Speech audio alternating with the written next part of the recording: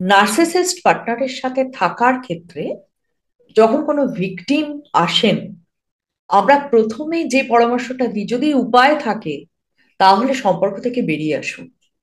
কিন্তু যদি সেটা সম্ভব না হয়, বেশ কিছু পরামর্শ থাকে, যার মধ্যে হচ্ছে হেলদি বাউন্ডারি ক্রিয়েট করা।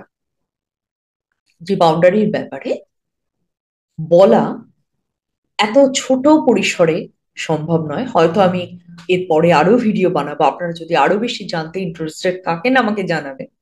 আমি ধীরে ধীরে কথাগুলো আবার আরো কিছু বলবো।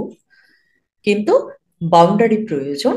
আর অতি অবশ্যই অন্য সাপোর্টের প্রয়োজন।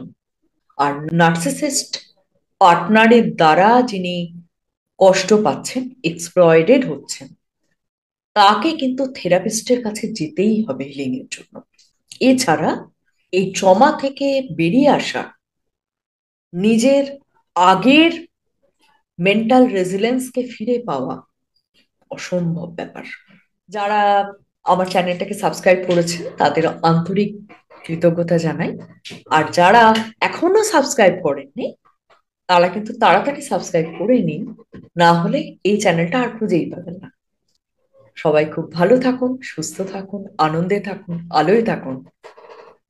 টাটা।